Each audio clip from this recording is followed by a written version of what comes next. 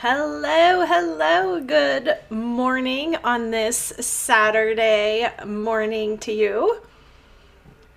Thanks for popping in just a short while, Christine. Even though you can't make it for the whole thing, the replay is going to be available at this same link, and it will also be available on YouTube later in the day.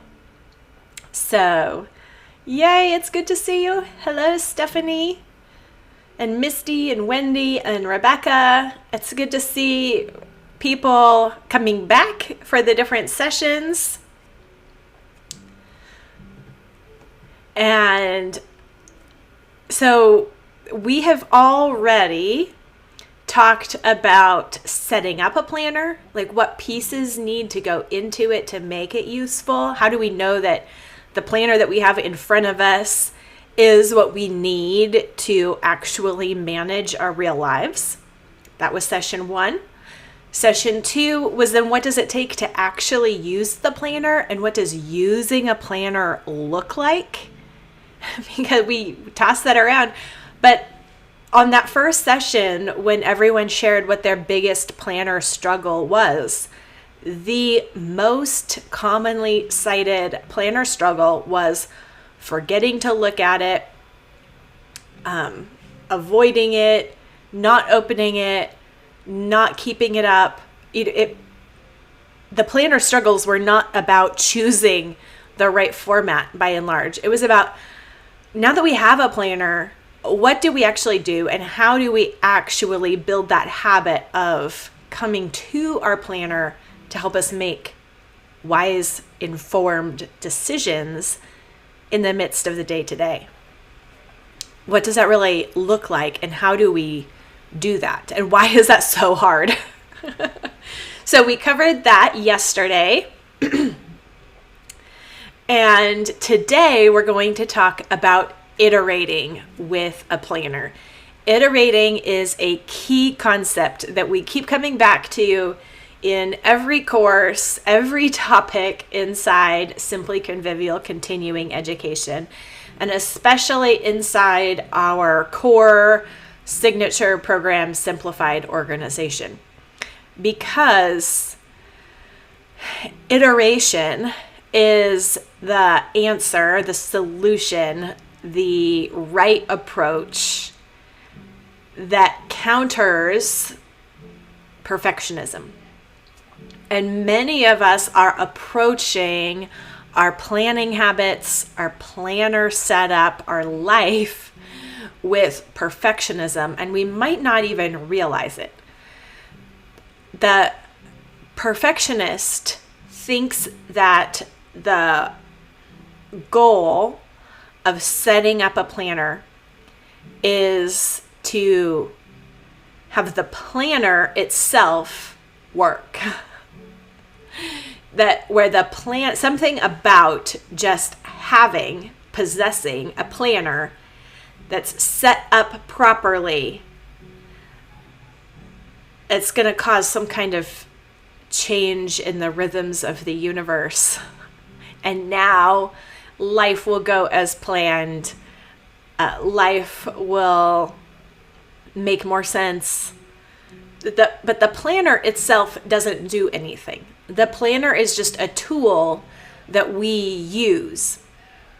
And the other way that perfectionism trips us up is that when we go to use our planner, we come at it with an all or nothing mindset. The all or nothing mindset is perfectionism, where you want that planner to be perfect, complete, total, all-encompassing. You spend a bunch of time trying to make sure that it has everything in just the right spot. You've thought through everything in your life, and it's written out in a way that's super clear so that there's no excuses to just run with it come Monday morning.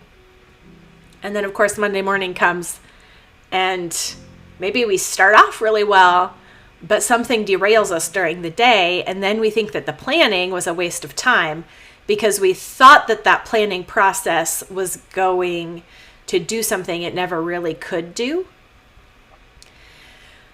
And we were planning there to try to control situations and get certain outcomes that aren't really our role or responsibility to make happen. We want our plans instead to adjust our attitude, adjust our approach and our mindset and our expectations to be in line with truth and reality. Because a lot of times what goes on in our head, and even what comes out then in our set up ahead of time perfect plan, is not in tune with the way the world actually works. We imagine and dream up our own little ideal utopia world, write down on paper what that would look like. What would it look like if everything went my way? Let me figure that out. I'll write it out. It looks like a plan. And then it never, ever works. That's perfectionism. That is thinking that our imagination of what our life should look like is something that we can, if we just work hard enough or do it the exact right way, we can make that happen. And instead, our planner needs to be a tool to manage ourselves, to manage what's going on in our head, to manage our expectations, and to manage our actions, to actually filter through all those idealistic thoughts and dreams and gigantic to-do lists in our head and choose what actually really matters. And the thing is, we aren't good at that. And so when we approach our planners or a brand new school year, thinking that our big picture planning session that maybe we're like just trying to wrap up right now is supposed to figure out all the details ahead of time so that everything can just fall into place. That's an imaginary perfectionist world that is not reality. So that's not the job of a plan. And that plan is going to fall apart and not be very helpful because that's a plan for an imaginary world and not the real world. Instead, we need to use that big picture planning time to think about all those different pieces and come up with some strategies. We need to think about how our real life and how our real people actually work and what they actually need, not what we think they should need or the way that they should respond to our plan. But how can we help them where they are at to take the next step forward? And it's the same with ourselves. Where are we actually at? Putting down on paper what it would look like if we were leaps and bounds better at planning and executing and self-control than we are, and then thinking that putting that down on paper is going to suddenly make us, go from a freshman, like high school freshman level to college graduate level overnight. It's not, the plan can't do that. And just imagining what that would look like can't do that. We get there one day at a time, one step at a time by learning the lessons. It's not that there's not going to be growth and change and progress. There ought to be progress. There ought to be improvement. But it doesn't happen by imagining the end and then waking up Monday morning expecting to just be that. Progress comes by practice. And that's what iteration gets at. Yes, the new me on Monday morning.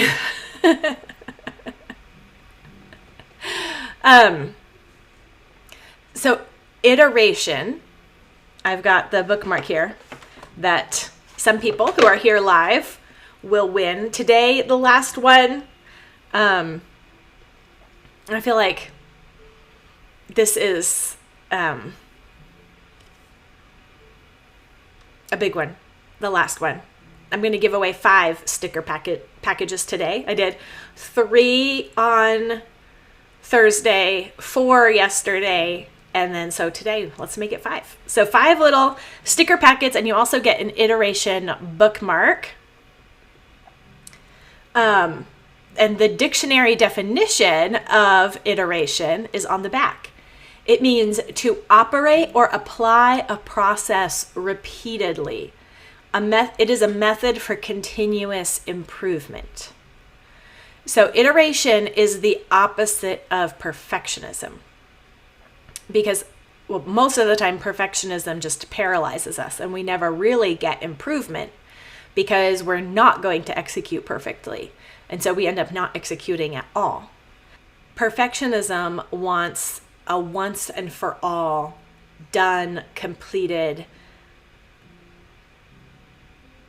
end goal level, so that moving forward, doing what we're supposed to be doing doesn't really take any effort anymore. So a lot of times we're here at the beginning of the school year putting a whole bunch of effort into planning and organizing and setting things up and making decisions, because what we really want, what our goal is deep down, is to be able to just open the book Monday morning for a school day and not have to expend any effort, because we did all that. We put all that effort into the planning, and it feels like all that effort was for nothing if then the school day still takes effort. We have an allergic reaction, an internal allergic reaction to effort, which is wrong-headed. It's bad practice, it's bad philosophy, it's a bad, it doesn't, that's not the way the world works. Humans were designed to put forth effort in the world before sin entered the world. So effort was assigned to humans at creation, part of our purpose. And it's harder because of the fall, right? It takes more. The same, working towards the same things, good things, takes more effort. But effort itself isn't a bad thing. It isn't something we should avoid. Effort is a good thing. Instant gratification in our culture today has just really messed with our minds and hearts, and it's hard to unwind it sometimes. But when we are putting together a plan and we think that the definition of a working plan is that it's easy, as in effortless, doesn't take brain power, doesn't take energy, doesn't take attention. We're wanting something that's not really human. We're wanting to not really be, we're just wanting to be, machines or something that's not human. Because it's not even really being like God, because God's involved in the world all the time, constantly. God's putting forth effort and care and attention. So we have to watch out for that bad attitude that is deep inside against effort, and instead embrace effort in the right direction. Putting forth effort for good ends is good. It's part of what we were designed to do. So it's not something to be avoided. I know years and years ago, like over 10 years ago, I first encountered this line of poetry from Cindy Rollins, who was she's still She has podcasts still, but back then it was just blogs. It was before podcasts. And so she was an older homeschool mom that mentored me through sharing on her blog. And she quoted a line from a poem, Yeats, right? I always mix up Yeats and Keats, but I'm pretty sure it's Yeats. No, sorry. It's T.S. Eliot. Now I'm going to have to look. No, it's T.S. Eliot. Okay. Dreaming of systems so perfect that nobody needs to be good. And the whole verse there is really, really good and applicable to putting together a planner. And I realized that my chore charts, my planner systems, my homeschool plan did, in my heart, have that desire. I wanted the plan, the planner, the calendar, the book list, the system to be so good as an object, as a system, that I would no longer have to be good. I wouldn't be required to repent. I wouldn't even be able to mess it up because it would be so good. I would just run with it and we'd be good to go. But that's not how God is working in the world or in our lives. Sanctification takes effort. It takes repentance. It takes admitting fault and weakness and failure and sin and turning to God and turning our plans over to Him and learning how to respond in the moment with the fruit of the Spirit by the power of the Spirit in prayer. And that doesn't mean that no plan is necessary. A plan helps us straighten out what's going on in our head. Our head is a bad place to keep details and information. It does not serve up the information that we need when we need it reliably. And so we end up, when we're trying to keep everything in our head, our minds are swirling, we're scattered, we feel overwhelmed, and it's hard to manage life and our expectations. And we end up not really having the personal bandwidth to respond properly and appropriately in the situation. So a plan and keeping a useful planner is not about making the planner so perfect that now I'm just on autopilot and I don't have to actually make decisions anymore. I don't even have the option of messing up because the planner has laid it all out so well that it's going to be automatic. That's not the way it works, and that's not the benefit that a planner gives. The planner, the process of putting the information into the planner and then the process of looking at it and using that to help us filter what we're going to do next is a way to manage our finiteness, which is just a reality, again, a part of creation, part of human nature, and not a problem to be finite. A planner helps us compensate for some of our finite and work with our finiteness, that we can't know all things and remember all things and do all things. We have to distill and filter and think through and problem solve and focus. And a planner and the process of planning is a way that we can do that. So then the plan becomes a tool, an extension of our brain so that our brain is free to respond appropriately in the situation, to remember the truth that we, have put front and center and bold on our planner. I love to put Bible verses or quotes or mottos or something big and bold on the front of my weekly dashboard. Whatever I'm trying to work on right now or what I know I need to remember. Like, a harsh answer stirs up wrath. But this is where I have multiple versions in my head and they get messed up. But a word softly spoken turns away wrath. Anger.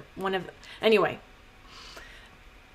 despite that being on my planner for a number of times, I still mix up the different versions I've learned in my life. But that's the benefit of having a planner. We have a place where we can focus, put things we need to remember, look at them and remember them. And that's going to include remembering to start the laundry, remembering that we're going to feed people and that we've thought it through. We do have food in the pantry. If we just do it, we can feed people. It helps us have a place to go to remember the truth, to process and apply and learn those truths that we are working on right now, that God is working in us. A planner is a helpful tool, even though a planner will not make it so that we don't have to be good. It's still ourselves who are responsible for ourselves and the actions and the choices that we make. So iteration then is is just jumping in and getting started, even though you're not all the way comfortable with it, even though you haven't figured it out exactly. Wanting to have it figured out exactly before you begin is perfectionism. And instead, you need iteration. You need to take what you have right now, what you know right now, and put that into practice. You don't need to have all the knowledge and all the maturity and all the wisdom before you step out and just apply it. You have to apply what you have, where you're at, and that's how you begin gaining traction and momentum and making progress. It's a process of steps, of baby steps, one foot in front of another, applying one lesson, trying something out, not expecting it to work perfectly out of the gate. But instead you're expecting to need to adjust and learn and tweak and flex. And every week when you come to your weekly review, where you clean up your planner and get your head wrapped around it again and gear up for another week,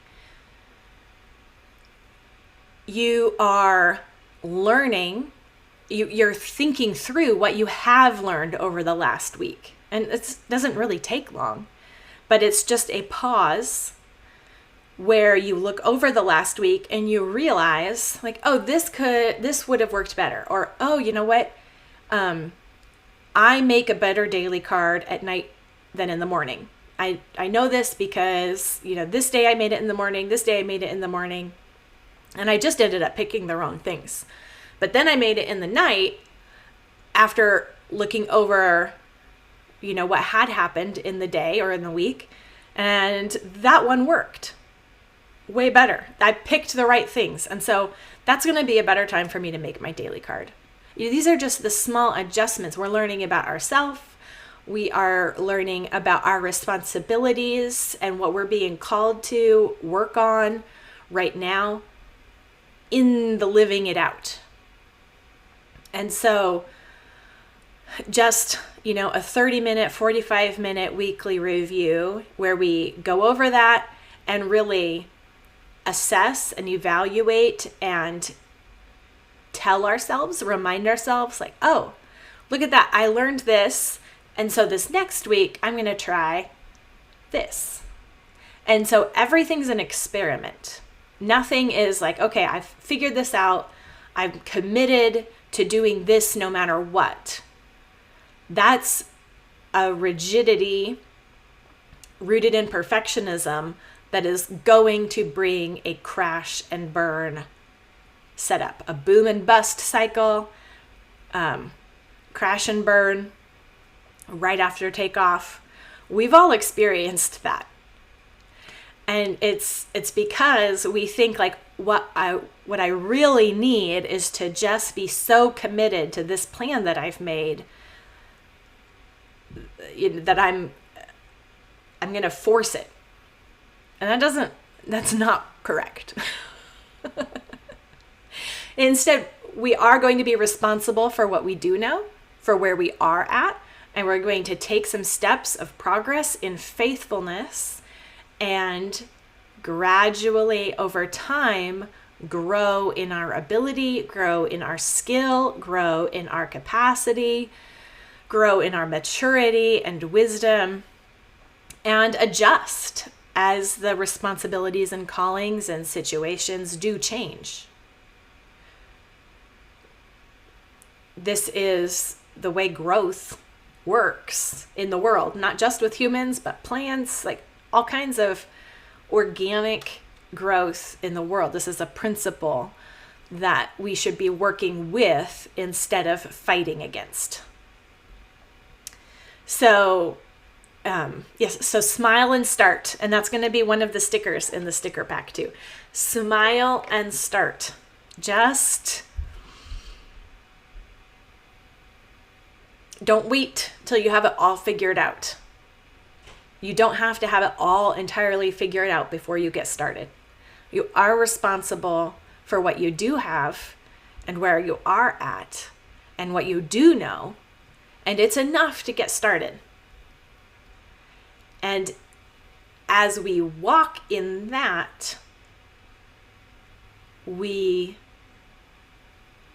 improve, we get better, we start moving in the direction that we were trying to figure out and never actually able to get to, overnight. It's a process. It takes repetition. It takes assessment, honest assessment, and honest assessment doesn't mean 100% critical assessment, where we say, well, that was terrible. I didn't get anything done. And we talked about this at our last workshop, but we need to say, okay, this did work. This didn't work. Therefore, this week I'm going to try this. So we're not just jumping around trying to do new things because we're unsatisfied with our plan because it wasn't perfect. So we're just gonna, drop this planner and pick up that planner and never really getting traction with anything because we're jumping back and forth. That's not iteration. Iteration is intentional, deliberate change based on previous experience. So it says a continuous improvement. It's not program jumping or planner jumping or checklist jumping. I tried clean mamas and by the end of the first week, my house wasn't totally clean because I didn't do it. But because I didn't do her checklist, I'm going to try Fly Lady's checklist. And then that's not going to work either, because all of these kinds of deliberate improvements that we want to make take effort and they take iteration. They aren't just going to be instant hits, instant success, because that's not the way progress and maturity works. It takes time. It develops through practice. And so iteration doesn't start over from scratch every time. Iteration looks at where we were at and what we learned through that, and then applies that for the next tiny chunk of time, maybe just a day. Iterating on your daily card every day is what makes your daily card become more effective in your life. It's not that if you start with a daily card, the first day right out of the gates, your life has totally changed. But it's after you've done a few weeks of daily cards where you're paying attention that the attention and the practice begins bearing fruit, and you get better at it. And then it becomes a life-changing tool after deliberate practice. And that's why next month inside membership in September, we're doing a daily card challenge. For the whole month, we're going to do 20 daily cards to improve that, to do rapid iteration, which is one thing that makes daily cards awesome. So you get a chance to iterate every single day. The weekly review, you have to wait a week. Your big picture weekly dashboard scope, if you were changing that every day, you're wasting a lot of time planning that you could be doing, learning, iterating at your next weekly review. So it's through the repetition of the practices that we get better at them, and then that the practices and the tools really start making a difference, because they become tools that we are using and we're honing our skill. And skill takes practice. Skill isn't just knowledge that you download into your brain. Skill comes by learning through doing, and planning, managing life is a skill that we get better at through deliberate practice. Progress, not perfection. Yes.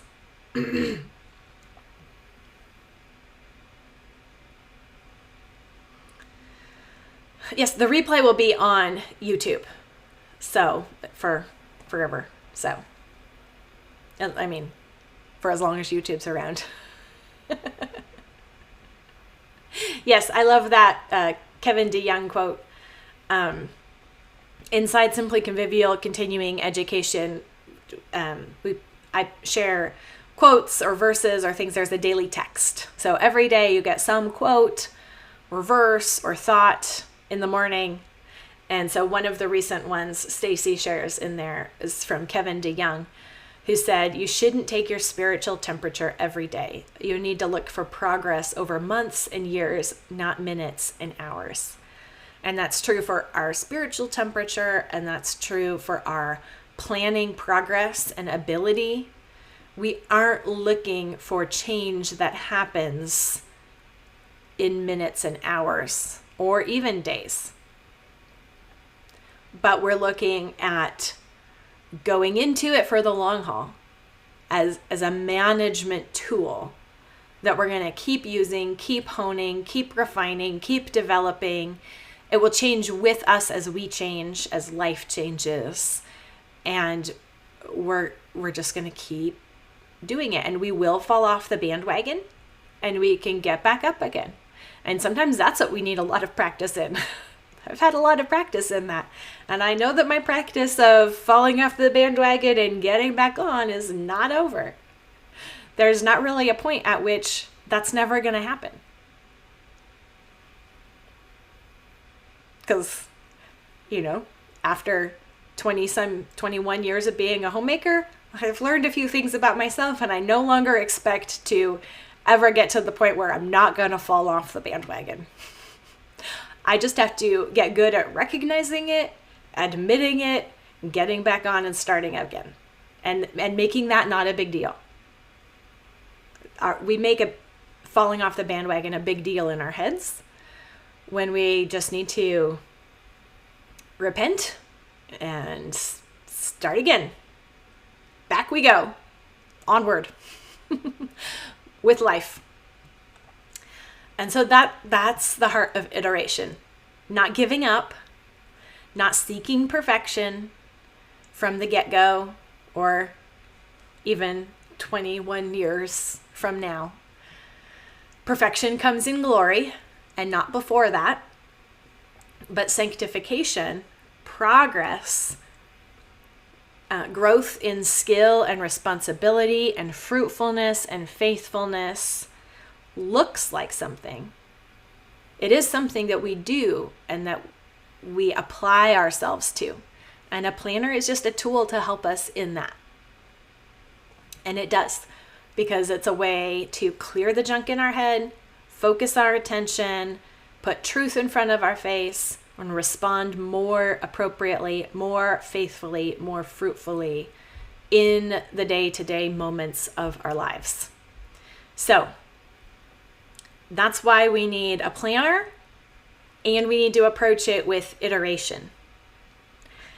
And we can do that. Choosing one piece to focus on is going to be best. So inside Simply Convivial continuing education for September, we're going to really zoom in and focus on the daily card. And if you do the challenge, complete the challenge, 20 daily cards, where you're going to get a prize in the mail, a daily card, real Post-it pad. There are 50 daily card Post-it pads there. And then and that's inside membership. All of these habits feed one another, they're all connected. So when you get good at one, you're going to get good at the others. But then the weekly review is a huge linchpin piece that we really dive into inside membership in the Work Your Plan course, which is part of Simplified Organization. We've gone over that again and again inside membership, and I do think it's a key that's not really covered in a way that applies to mom life in other places. People talk about it and they're applying it to office life or business life or career life. But what about mom life? It's different. The same patterns and principles don't apply. Women in the home have a different focus, a different set of needs, different availability. But a weekly review is still a huge, huge help. So coming up, the registration is going to open Monday. I'm going to do a masterclass where we're going to spend 5 weeks, baby step by baby step, building a mom's weekly review. And that's going to be outside of membership. So it's not, you don't have to join a subscription. If I know, not everyone loves committing to a subscription, or it can feel like, oh, if I'm subscribed, I'm supposed to do all the things. And it's overwhelming to get access to everything. Okay, this is, if you need hand-holding for focus, then we're just going to do this masterclass. You can enroll in just the masterclass and get 5 weeks of accountability and coaching and motivation through to establish your own weekly review habit. It will use the same patterns that we do within membership, but it's more one thing only. Whereas membership is, you have access to all the things, all the material, and we just kind of do this accountability iteration process all the time, sometimes in multiple areas at once. Thank you, Judy. So, the masterclass isn't quite ready to open yet, but it'll be ready Monday. So if you are really interested, you don't want to miss information about that, make sure you're signed up below to be on the wait list to be the first to know about that. And if you are a member and you're interested in the weekly review masterclass, then be sure to read your Monday memo, and I'll also cover it during our weekly seminar on Tuesday. Because if you're inside membership, I would really recommend doing the daily card challenge for September instead of the masterclass, because you have to pick, right? Focus is one of the things, either the daily card or the weekly review.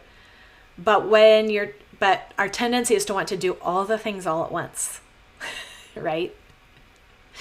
And so if you're inside membership, I would really recommend just focusing on that daily card challenge for September. And we're going to do a weekly review challenge in January. So, and none of the masterclass information is new information. It's in the module on the weekly review. So you have the information. It's just kind of a different format for the people who are not sure about joining, don't want a subscription payment, just want a zeroed in focus. But the members they get more for less, and you're not going to miss out on any of this material. You're going to benefit from it being top of mind for me teaching it, but it's also in there already, and we're going to be returning to it and covering it again and again. But if you still want to do everything, then read the memo, and I'll cover how we're going to handle the master classes for members there. I am really excited for the daily card challenge inside membership and for the brand new master class for over, really getting intense with that weekly review, because that's what's going to make your planner stick and apply. It's the process. It's what gives us the space for iteration in our lives with our planners. So stay tuned, open the emails, read them. There's lots of stuff coming up to help you grow in effectiveness, maturity, sanctification through growing in faithfulness and fruitfulness at home with the responsibilities and callings that God has given you. Thank you.